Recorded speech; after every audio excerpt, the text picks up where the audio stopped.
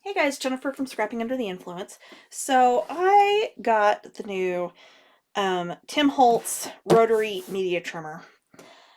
Um, Truly the last thing I needed was another uh, trimmer, but I really am picky with my trimmers, and the one that I love is my big Dolly 550, but of course I can't travel with that. It's not portable. It's, I end up moving my trimmer in and out, and around a lot. And although I've always liked my Fiskars and I liked the Stampin' Up, the problem I have found is they start to warp after a while. So like this one is starting to warp and it doesn't sit quite as flat as it should anymore, which of course then affects the accuracy of your cuts. So when I saw this one the other day, I did go ahead and order it just to see. So we are going to do an unboxing and check this out. So I do have the little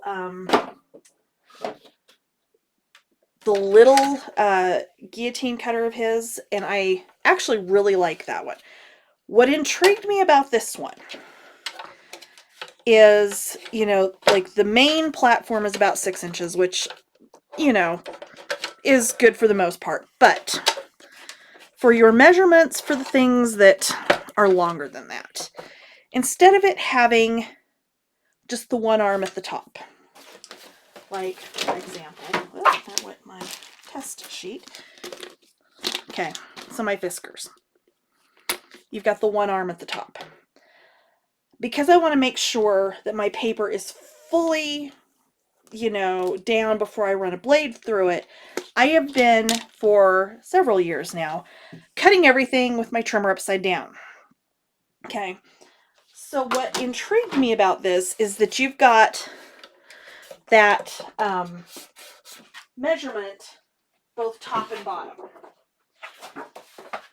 So I liked that idea. I thought that was a really cool thing, just because it's going to keep someone like me from using the trimmer upside down literally all the time. So I'm going to fold this back in for a second. And these actually, I'm really impressed right out of the box with that. They do fold really, really easily, which is more than I can say for my Fiskars, and my Stampin' Up's not too bad, but so I like that so far. So it looks like you've got about 1 inch on this side of the blade. You've got 6 inches till you hit here, and of course your 6 inches and your 7 inches. So you've got, a little bit where it's going to be kind of tricky here to measure, but that just, that seems to be the case with any of the trimmers that are not like full solid, like my big Dolly. That's just what happens. And I'm sure somebody somewhere along the line will come up with something that will, kind of alleviate that. But all of us at this point, I think, are probably kind of used to it and have our workarounds and whatnot. So it is rotary. It is self-sharpening. They do have, not self-sharpening, maybe self-sharpening. I honestly don't remember. They do have replacement blades coming, but I know when Tim did his live with it, he said he's been using his for a year and he has not had to replace the blade. That honestly is probably the biggest thing that I'm really kind of hoping for, because that is what drives me absolutely bonkers, is you'll be cutting along, everything's good, and then just, yeah, that drives me nuts. So the platform on this seems really solid. Like there's no give to this. Like even, putting it down flat and pushing down on it, there's no give. The little safety bar here, which of course is, to keep you from accidentally sticking your finger in there and cutting it, is also there so that you can hold your paper down. Very much like pretty much the Dolly, to a lesser extent, like the Stampin' Up and whatnot. You can kind of push down on your paper there. But, so you do have that option as well. And I'm just going to go like right there. And right off the bat, I'm probably not pushing it in right because you can kind of see that ended up being kind of fuzzy. Because I know he did say something, there's a little bit of wiggle room in this. So you can kind of see how this, and see, that was much better. So I either did not have enough pressure or I wasn't pushing on it right, because that's the other thing. And that's what I was really curious about, because I also have, when I say I have a trimmer problem, I'm not even joking, the Caterpillar. The Caterpillar, I love when I'm trying to get really precise, because I've got, the light, you can turn it on, you can get it exact. The problem I have with the Caterpillar, even turning it upside down, is when I'm using it, it feels like my paper tends to slide. But my biggest problem, honestly, is the blade. So you can see side by side, like this moves maybe 1/4 of an inch. This moves like 1/2 an inch. And I cannot tell you how many times I have gone to cut something and have screwed up my paper because,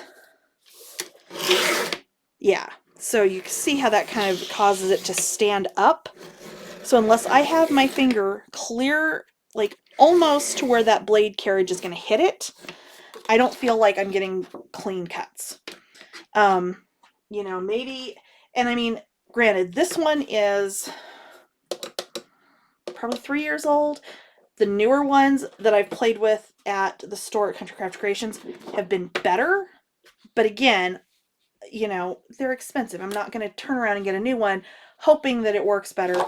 Like I said, I've never been all that thrilled with this one. I used to have a full-size one years ago and didn't love it either. I'm not quite sure why I decided that, other than it seemed to cut better than the one I'd had prior. So just another thing, I was kind of curious how this was going to shake out. Another thing, just, I've and I don't know how true this is. I remember being told at one point you weren't supposed to grab the Caterpillar by the bar. And I mean, this whole bar moves. This does not. This thing is solid, like super solid. Super impressed with that. So, and I mean, really, other than, maybe at some point having to replace the blade, it's like cohesive. I don't feel like I'm going to have to, replace something halfway through. Or sooner than you would think it necessary. So this, like I said, having that measurement on the bottom is what really intrigued me about this. The other thing that I was intrigued with was, okay, so the amount of space you have, or the lip here and here that you're pushing your paper against, okay? So most everybody I know has Fiskars trimmer. You've got maybe a little better than 1/8 of an inch, maybe 3/16 of an inch there. This, to me, I think is closer to 1/4 inch, if not a little bit more than that. So you've got a little bit more surface area to put your paper against. Although I am going to have to relearn how to, hold it and measure it the right way. Because it's literally been that long since I've used it where it wasn't upside down. Okay, so I like, especially when I turn it this way, knowing, of course, this got cut crooked on the other one, I can measure it at the top and the bottom. So I can measure it down here, which would be my primary spot, and I can also measure up there, and I can see I am at 10 inches. I am completely, let's turn around on the straight side. That would be a better demonstration. Okay, so I'm at 9 inches and 9 inches, and I can see that I'm straight on both ends.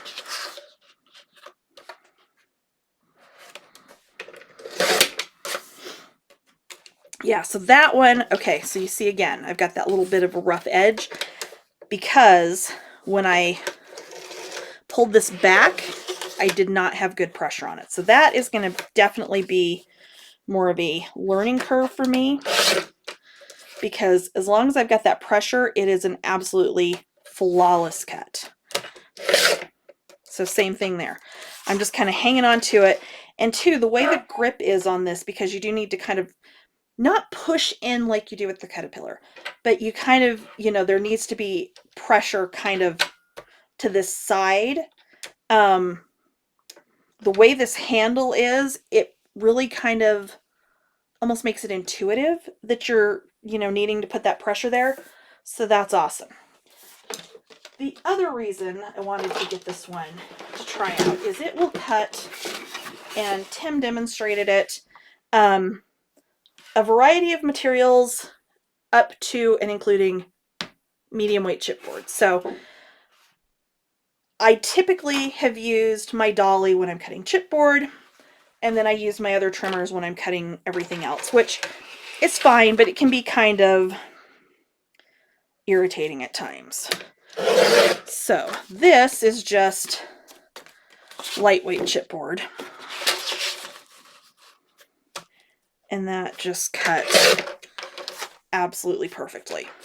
Okay, so now the big test, because this is truly why I was thinking, you know, I really wanted to try this, is just regular chipboard.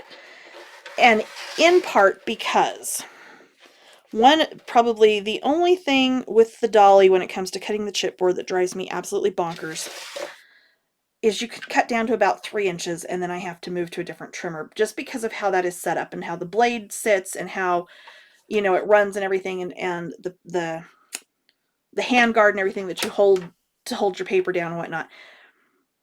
I never feel like I can get a small enough cut, like especially like when I'm cutting spines for albums. Okay, so that was one of the things about this that really intrigued me. So we're going to go 1.5 inches right there. And I just cut 1.5 inch spine. It didn't move on me. And that is like perfect. Like, seriously. You have no idea. So then let's go 10.25. Yeah, and I just shaved 1/4 inch off of that because actually my next project, that is, I think, what size my chipboard is. I need to double check. And there we go. I don't feel like I need to double check that my cover's not slightly wonky. Yeah, I'm seriously like super impressed with this. Really, I mean, this is definitely worth the investment, I think. You know, if I find anything I end up not liking, I will update this video. But for now, yeah, I like it. You know, if it's within your budget, I got mine through scrapbook.com for $79, I think. I think the retail price on it is actually $100. They had them on sale. So, you know, check your local stores first, and then, you know, the smaller websites, and grab one of these if you feel like this is something that would be helpful for you. As always, thank you for watching, and I will hopefully see you again soon with a new tutorial. And as always, have a good day. Bye.